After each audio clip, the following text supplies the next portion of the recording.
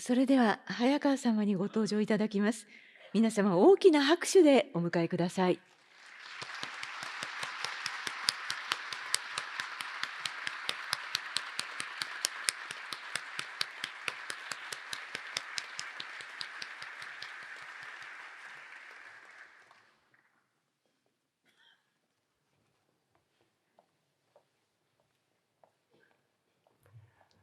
ご紹介いただきましたトヨタ自動車の早川でございます。本日は公正保護制度施行75周年を記念する全国大会にお招きいただきまして、誠にありがとうございます。当初、この講演は弊社会長の豊田章男にご依頼をいただきました。豊田は、保護司の皆様のお役に立てるのであれば、ぜひとも自分がお伺いし、直接お話をさせていただきたい。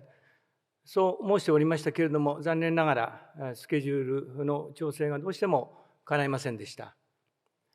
誠に恐縮ではございますが、本日は私の方から2009年に豊田章男が社長に就任して以降、どのような思いと行動でトヨタ自動車の変革に取り組んできたのかについてお話をさせていただきます。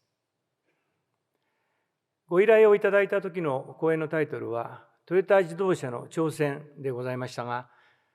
私から見れば、豊田が社長就任してから15年に及ぶ改革は、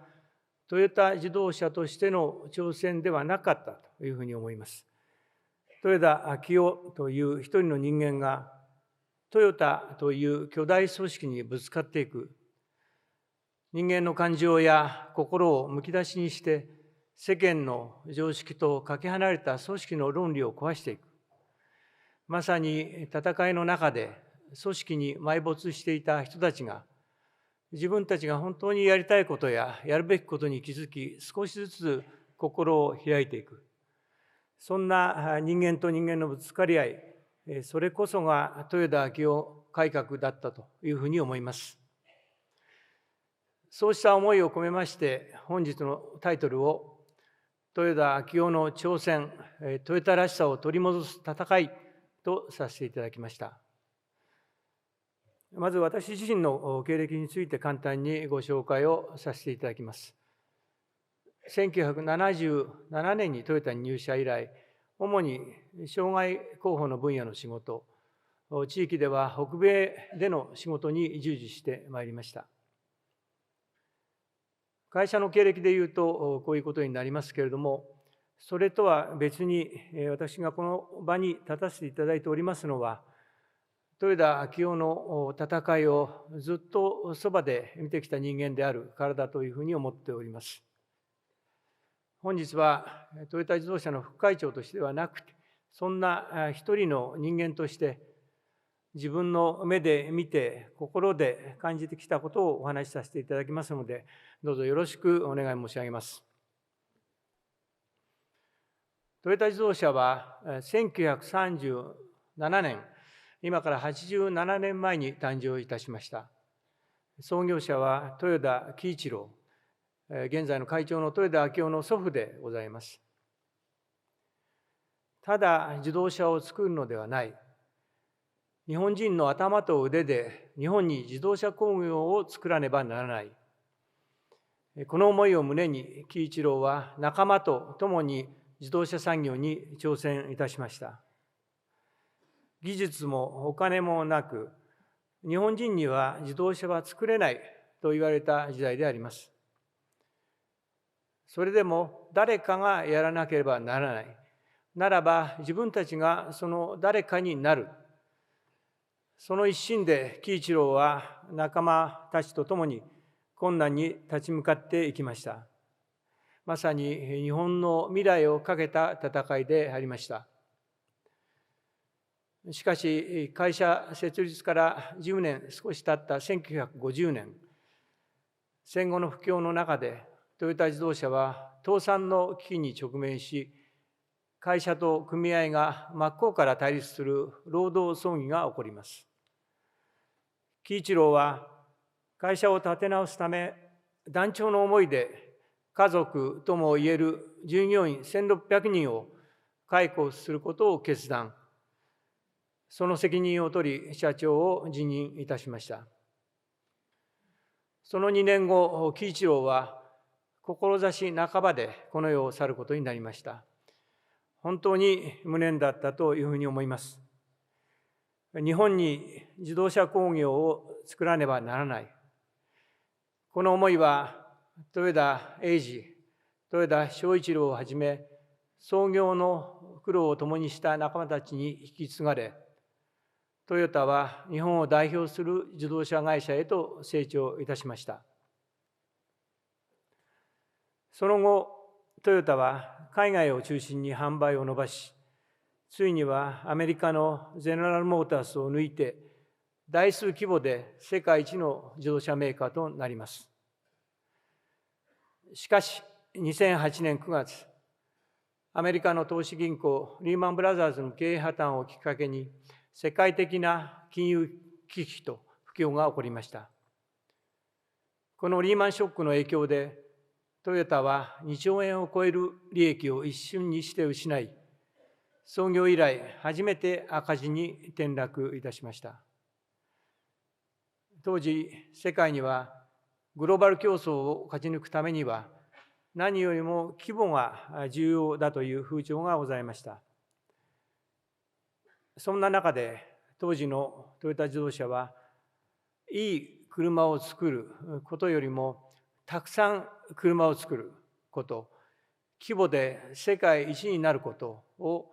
目標とするようになっていきました。そして、スポーツカーや商用車といった数が出ない、儲からない車はなくなり、商品ラインナップはトヨタが作りたい車が並ぶ偏ったものになっていったのです。そこには作れば売れるというメーカーのエゴ、傲慢さがあったというふうに思います。お客様不在、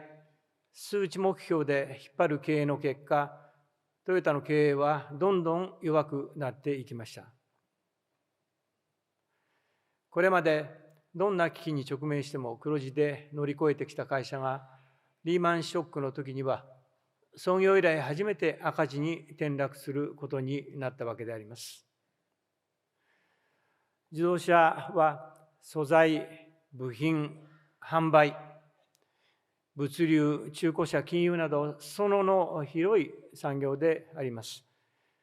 また、世界各国で事業を展開しているグローバル産業でもございます。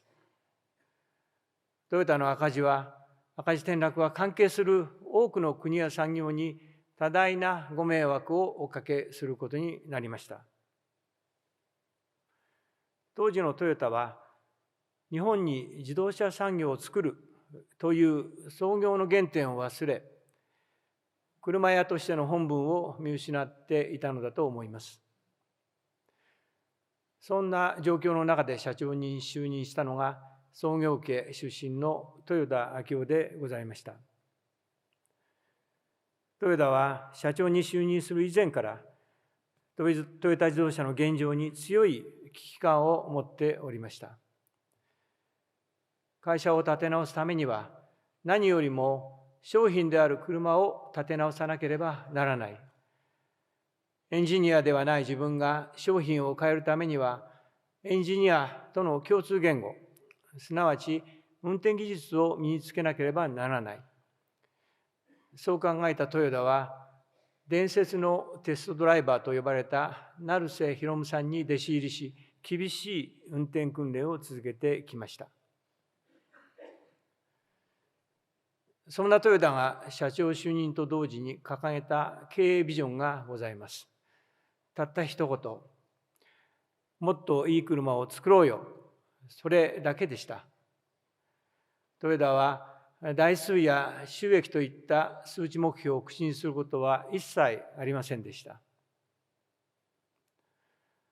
今の社長は数値目標も言えないのか。もっと具体的なスペックを言ってもらわないと仕事にならない。レースに参加するなんてボンボンの道楽だ。社内からも社外からも聞こえてくるのは批判の声ばかりでございました。当時を振り返り、豊田はこう申しております。私は誰からも望まれない社長だった。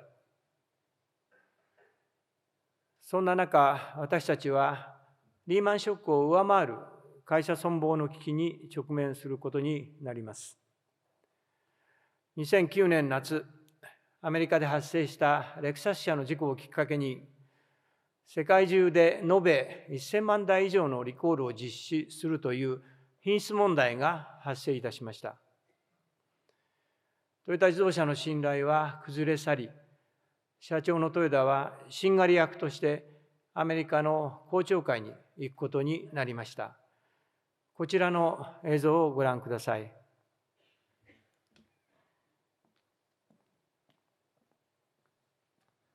そんな私にとって大きな転機となったのがアメリカでのリコール問題でした。2010年2月14日、私はアメリカの公聴会で証言台に立ちました。Why haven't you offered that feature for all Toyota vehicles? お客様が万が一、予期せぬ加速が起きたらどうするかという不安を持っている事実を重視しまして、さらに安全を強化するために、Is that a yes or no? I think that's what I'm trying to get to. Is it yes or no? トヨタバッシングが吹き荒れる中で、もう社長ではいられないかもしれない。随分短い社長だったなと覚悟いたしました。一方で、負けしかないこの戦いにおいて、しんがり役を務めることができるのは自分しかいないという思いもありました。この時、入社して初めてトヨタの役に立てるかもしれないと実感し、少し嬉しく思えたことも事実です。公聴会の後、生まれて初めてテレビの生放送に出演いたしました。ラリー・キング・ライブというアメリカの人気番組でした。リコール問題についてひとしきり質問された後、番組の最後に、どんな車に乗っているのと予想外の質問がありました。思わず、いろんな車に乗っています。車が大好きですからと素直な答えが出てまいりました。それを聞いたラリー・キングさんが笑って、この後うまくいくといいねと言われたとき、自分の思いが伝わったなと実感したことを今でも鮮明に覚えております。大げさかもしれませんが、私はアメリカの世論が変わった瞬間だったのではないかと思っております。番組に出た後、アメリカの販売店さんのところにたくさんのメールが届きました。トヨタのトップって車好きのおじさんだったのねとか、車が好きな人が作っている車なら信頼できるよねといった内容が多く、本当に嬉しく思いました。この経験を通じて私自身はっきりと分かったことがあります。経営者とは責任者であり、責任を取るためには私自身がステークホルダーの皆様から信頼されなければならないということです。トヨタにとって一番の拠り所であった商品への信用・信頼が傷ついたとき、経営者である私が信用に足る人間かどうか、誠実さを持ってすべてのステークホルダーの皆様と向き合っていけるのかどうか、リコール問題は私自身にその問いを突きつけたのだと思います。トヨタを支えてくださる多くの方々のご期待にお応えするために、トヨタの現在はもちろん、これまでの歴史、これから先の未来を背負って経営に当たらなければならない。リコール問題を経験し、私の中ではトヨタのすべてを受け止める責任者としての覚悟が強くなったと思います。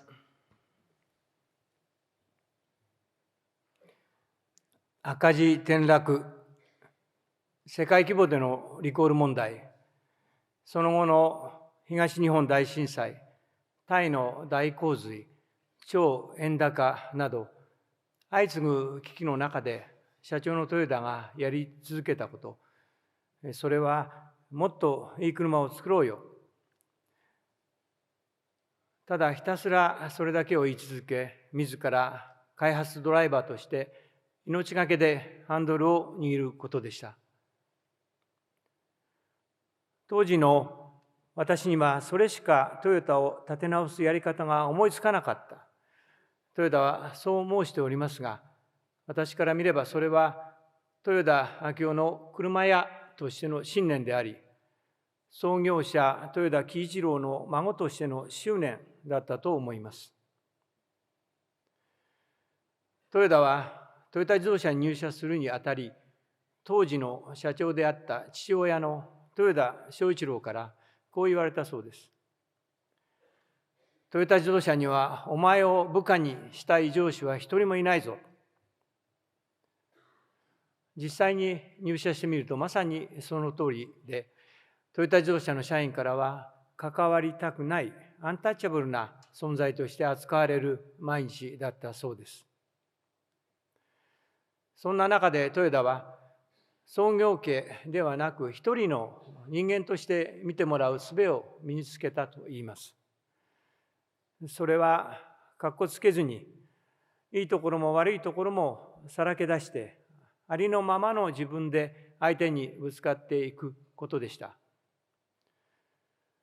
自分はトヨタファミリーである前にトヨタ自動車という大きなファミリーの一員である。それを示すことでした。社長になってからは、より自分の影響力の大きさを自覚するようになったと言います。豊田はこう言います。正しい情報、特に都合の悪い情報は絶対に自分のところに上がってこない。だから、自ら現場に行き、声を聞き、共に悩み、行動する姿を見せるしかない。私のトップダウンはトップが現場にダウンする、降りていくことだ。そんな豊田の姿に心を動かされ、一緒にやろうという仲間が少しずつ増えてまいりました。その変化は商品という形になって現れてまいりました。クラウンやカローラといったロングセラーが息を吹き返し、86やスープラ、GR ヤルスといったスポーツカーも復活しました。働く車、商用車も大切にしています。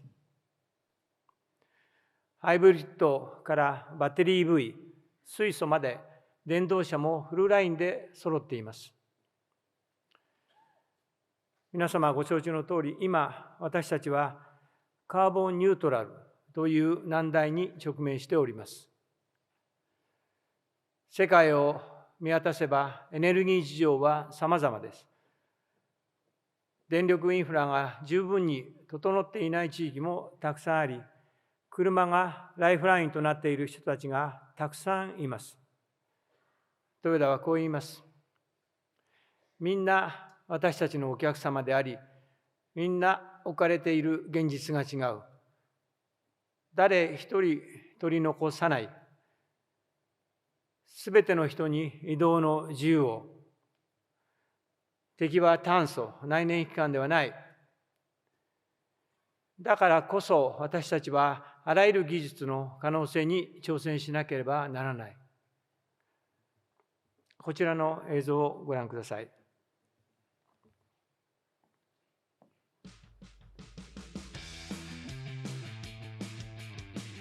カーボンニュートラルやケースの時代でも、持続的なモータースポーツの未来は何かを考え、水素エンジンでレースに挑戦いたします。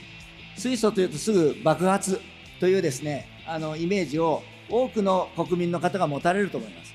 安全だというものを証明していく上でもですね、私がドライバーとして参加していきたいなというふうに思っています。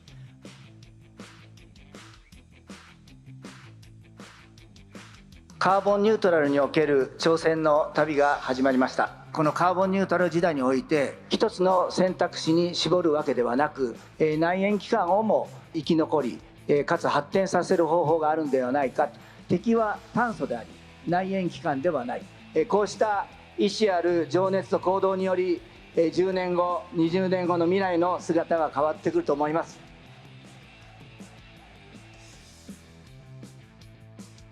一戦一戦積み重ねることによって、こうして仲間が増えていること、いろんな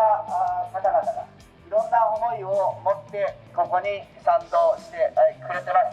ます。水素という形のエネルギーに変えてやってみよう。電気を使って自分たちで水素を作ってます。オーストラリアで褐炭から作りました水素をご利用いただけるということで、安全安心な社会を共に実現していきたいと考えております。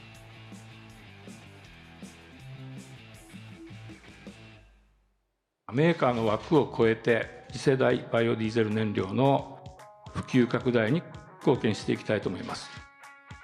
競い合いながらですね、カーボンニュートラルの実現に向けていろいろな選択肢で挑戦をしていきたいと思っております。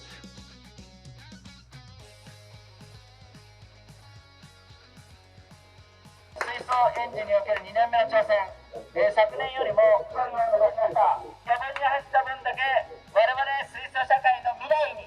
我々の情熱と行動で近づいたってことです。限界のところを常にトライして壊しては直して、それがこの参戦している意義だと思うので、そういう開発の現場がファンの方にもお見せできて、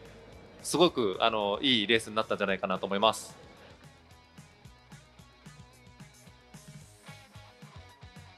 多くの未来をつなげていきたい仲間たちが増えてきました。今回それが液体になるということで、さらにもっと多くの仲間たちが増え、我々の力で未来への扉をさらに広げていきたいと思います。1秒でも多く、1周でも多く走り続けるよう心一つに頑張っていただきたい。初の液体水素完走です。全員の総合力です。本当にありがとうございました。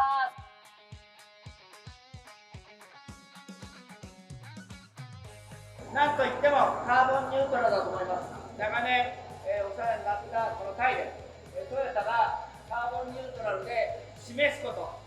32号車水素エンジンです。皆さんの努力によって、さらに実力を上げた水素をタイの皆さんに見せたいと思います。一周でも多く、このブリラムのインターナショナルサーキットで走る姿を見せることによって、モータースポーツの未来、車社会の未来、というものがきっと変わってくるというふうに思いますので、ぜひともそんな思いを皆さん応援いただきたいというふうに思います。もっといい車を作ろうよ。最初はこの言葉に対してトヨタの従業員からは、社長が考えるいい車とはどんな車ですかという質問が必ず出ました。トヨタの答えはいつも決まっておりました。まずあなた自身が考えるいい車を作ってほしい。それができたらその車に乗ってもっといい車が何かを一緒に考えよう。当時を振り返ってトヨタはこう申しております。もしあの時私が何か一つでももっといい車のイメージを言っていたとしたら、今のトヨタはなかったと思う。現場の一人一人が自ら考え、意思を持って動いたからこそ、お客様が必要とする多様な商品のラインナップができたのだと思う。もっといい車作り、最初は孤独な戦いだったと思います。それが今ではモータースポーツとつながり、カーボンニュートラルとつながり、たくさんの仲間とつながり、世界へとつながってまいりました。やがては車屋にしか作れない未来につながっていく、私はそう確信しております。もっといい車作りとともに、豊田章男が必死に取り組んできたこと、それが人材育成だと思います。豊田は従業員に対して、ありのままの自分をさらけ出し、全力でぶつかっていきました。共に笑い、共に泣き、間違ったことをしたときには本気で叱りました。トヨタ自動車には、会社は従業員の幸せを願い、組合は会社の発展を願う。そのためにも従業員の雇用を何よりも大切に考え、労使で守り抜いていくという労使共通の信念がございます。それは冒頭にお話しした1950年の労働争議のつらい実体験から来るものです。それ以降、トヨタ自動車では労使の話し合いを何よりも大切にしてまいりました。特に豊田はこの話し合いを家族の会話と呼び、全身全霊で従業員と向き合ってまいりました。こちらの映像をご覧ください。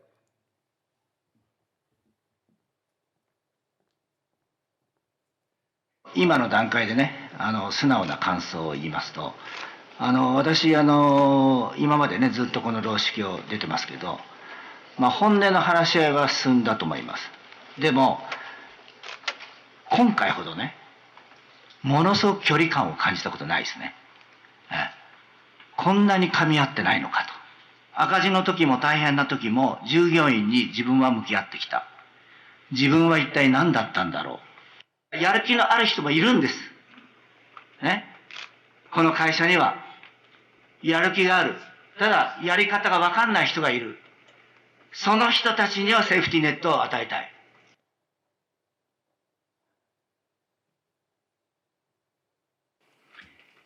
私から回答を申し上げるにあたり、まずは皆さんと一緒に改めて、トヨタグループで働く全員が立ち返るべき原理原則である豊田綱領の精神について考えたいと思います。豊田綱領の一つ目は、上下一致、施政業務に服し、産業報告の実をあぐべしです。この産業報告の精神こそトヨタの原点であり、どんなに時代が変わっても変えてはならないものだと私は思います。そして4つ目が、温情友愛の精神を発揮し、家庭的美風を作行すべし。従業員は家族。これは喜一郎の言葉です。今回の労使の話し合いで、私たちは本当に家族だったのでしょうか。まずは相手の悩みに耳を傾き、現実に起きていることをしっかり受け止め、すぐに答えが出ないものは時間をかけ、共に悩み、共に現状を打開するやり方を模索する。これが家族の話し合いではないかと思うのです。ここまで少し時間をいただいて、私たちの原点である豊田綱領について、私なりの解釈を申し上げてまいりました。それは今のトヨタが、ここにいる私たち全員が豊田綱領の精神を忘れかけているのではないか、そう感じたからです。豊田綱領が私たちトヨタの原点であるならば、トヨタ生産方式 TPS と原価低減、原価の作り込みは、トヨタに関わる全員が身につけるべき作法と言えます。今回の労使協でのやり取りの中に、私は創業の精神や叩き込まれたはずの作法を感じることができませんでした。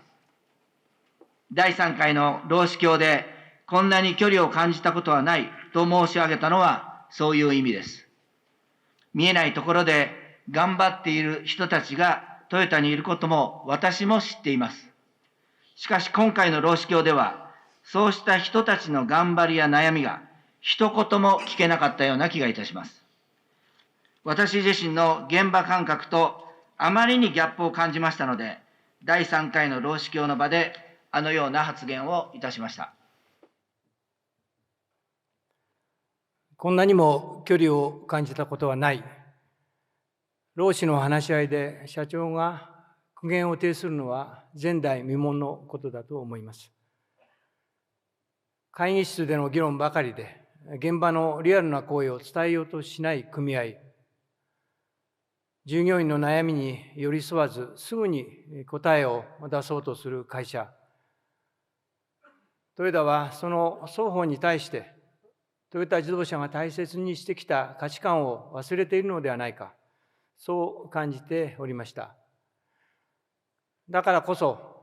トヨタグループの原点であるトヨタ綱領に込めた思いを説いて聞かせたのだと思います。そして、労使の話し合いは50年ぶりに秋の協議へと持ち越されることになりました。映像をご覧ください。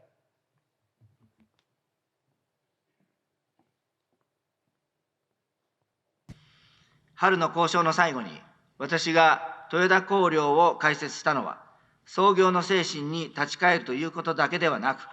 我々がこれからの時代を生き抜くために必要な人間力が、そこに記されていることを伝えたかったからです。過去の話ではなく、未来の話として聞いてほしいというのが私の真意でした。TPS と原価の作り込みという競争力と相手を巻き込む人間力、この2つの力を身につけた人材が、これからのトヨタ、選ばれるトヨタになるために必要だと考えております。この2つの力を身につけると、どんな人になれるんでしょうか。私は優しい人になれると思います。私に年輪経営を教えてくださった伊那食品工業の最高顧問の塚越さんはこう言われています。優しいという字は人弁に憂うと書く。だから優しさというのは人への思いやりへのことなんです。人を憂ることに秀でた人と書くと優秀という字になる。思いやりの優れた人が優秀な人なんです。知識がある、計算が早い、そういうことじゃない。思いやりにもいろいろあって、同僚、部下、上司、会社、社会に対する思いやり、こういう思いやりをきちんと持っている会社が優秀な会社なんだと思います。私もそう思います。思いやりの気持ちを持った優しい人を育てるためには、働く人たちがお天道様が見てると思える会社にならなくてはなりません。ここで誤解をしていただきたくないのですが、私がお天道様だと言っているわけではありません。トヨタで働く一人一人が自分以外の誰かを思いやれる人、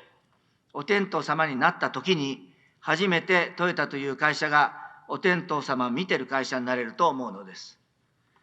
自分のことをアピールしなくても、自分以外の誰かのためにと思って頑張っていれば、誰かがちゃんと見てくれている。そう思える職場を労使で実現していかなければなりません。労使宣言の中に、企業繁栄の源は人にあるという言葉があるように、労使の共通の基盤を支えるのは、競争力と人間力を身につけた優しい人です。今回の労使協議会を契機として、ただいま申し上げた労使の共通の基盤に立ち、相互信頼、相互責任のもと、必ずや行動の変革に結びつけ、この難局を乗り越えていくことを誓い合いたいと思います。従業員は家族、豊田喜一郎のこの言葉を実現するために、豊田章男は常に本気で、本音で従業員に向き合ってきたと思います。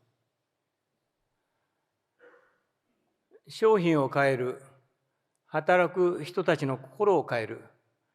これが豊田章男改革の2本柱だったと思います。この取り組みが結実する時が参ります。2020年のコロナ危機でございます。世界経済、自動車販売の落ち込みはリーマンショックをはるかに上回るものでしたが、それでもトヨタ自動車は赤字に陥りませんでした。そして迎えた5月の決算発表。今後のことなど到底見通すことができない状況ではありましたが、全世界販売800万台、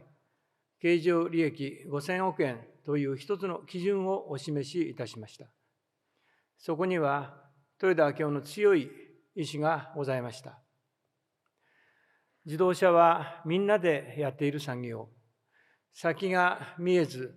不安な時だからこそ、みんなが前を向いて仕事をするための基準が必要になる。それを示すのが我々の使命だ。トヨタの思いを受けて、トヨタ自動車の現場が自らの意思で動き出しました。昼夜を問わず働かれている医療関係や地域の人たちのお役に立つものを作ろう。その一心でマスクやフェイスシールドの生産を行い、さまざまな現場の支援に向かう仲間の姿がありました。その年の株主総会でトヨタが当時の心境を語っておりますので、こちらの映像をご覧ください。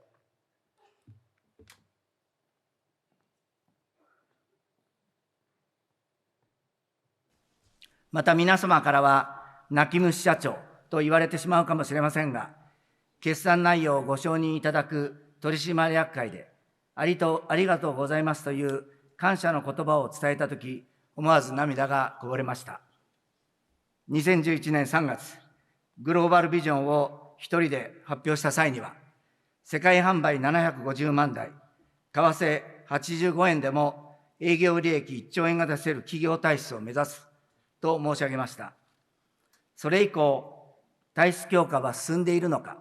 という質問をいただくたびに、私はリーマンショックのような危機に再び直面したときにしか、その答えは出ないと思いますと申し上げてまいりました。そして今回、リーマンショックを上回るコロナ危機が世界を襲いました。私が指示をしなくても、トヨタの現場は、フェイスシールドの生産をはじめ、人命第一、安全第一の優先順位に基づき、即断即決即実行で動いてくれました。決算発表においても、あくまで見通しに過ぎませんが、トヨタは赤字には陥らないというメッセージとともに、世の中に対して一つの基準をお示しすることもできたと思っております。体質強化は進んでいるのか、このご質問に対して、今私はこうお答えしたいと思います。トヨタは確実に強くなったと思います。そしてその強さを自分以外の誰かのために使いたいと思っております。この11年間、従業員のみんなには、随分と厳しいことを言ってまいりました。それでも私の言葉を信じ、それぞれの現場で地道な努力を続けてくれた従業員、今回の決算でお示しした数字は、全世界37万人の従業員とその家族、全員で作り上げたものでございます。そう思ったとき、取締役会という場でございましたが、涙をこらえることができませんでした。私は株主総会は1年に一度、自分たちの姿を鏡に映し出す大切な機会だと思っております。株主の皆様に、今の私たちの姿はどのように映っているのでしょうか。これまでのトヨタとは違った少し頼れるトヨタの姿が映っていればいいなと思っております。最後に皆様にお伝えしたいことがございます。ご安心ください。トヨタは大丈夫です。リーマンショックの時と今の我々は違います。コロナ危機に直面しても、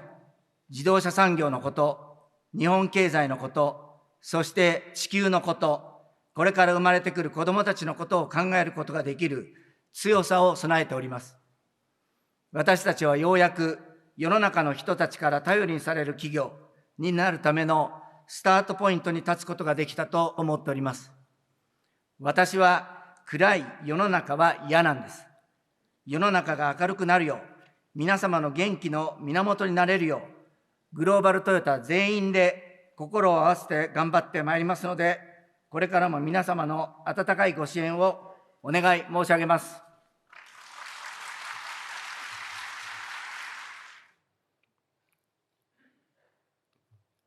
豊田章男が取り戻そうとしたもの、それはトヨタ自動車創業の精神です。すなわち自分以外の誰かのために戦う強くて優しい心であり、その根底には人間が持つ考える力への信頼があったと思います。それは保護司というお仕事にも通じるものかもしれません。法務省の方がこのようなお話をしてくださいました。保護司の方の多くが更生される方との面談をご自宅など地域社会の中でされている。それはご近所付き合いを通じて更生を図ろうとすることであり、一人の人間として向き合うということだ。そう教えていただきました。そこには更生保護制度を支える慈愛の心があると思います。それはまさに人を憂う優しい心だと思います。ここにおられる皆様お一人お一人の心ある行動が今日の日本社会を支えていると思います。皆様ご承知のとおり、トヨタグループは今、認証不正問題に直面しております。トヨタはこう言います。トヨタ自動車の歴史は失敗の歴史。人間の営みである以上、失敗はなくならない。失敗した後にどうするか、それが大切だと思う。失敗をしたらすぐに全員が立ち止まり、現場で、現物で真意を追求し、改善を実行する。それがトヨタだと思う。トヨタらしさを取り戻す戦いに終わりはない。何かを変える、それは簡単なことではありません。それでもやり続けなければ何も変わらないと思います。トヨタはいつも言います。今、私たちがここにいるのは、喜一郎を中心とする創業メンバーが、自分のためではなく、お国のために、未来のために、日本に自動車産業を起こすという挑戦をしてくれたからだ。先人たちは苦労ばかりして何もいいところを見ていない。いいところばかり見ている私たちが、リスクと言って何もしなければ先人たちに申し訳が立たない。私たちは皆継承者。継承者こそ未来を開く挑戦者でなければならない。一人一人の意志ある情熱と行動によって未来の景色は変えられる。本日ここにお集まりの皆様も75年にわたる更生保護制度の継承者だと思います。みんなで心を合わせてこの国の未来を変えていきましょう。今の子どもたち、そしてこれから生まれてくる子どもたちのためにも。ご清聴ありがとうございました。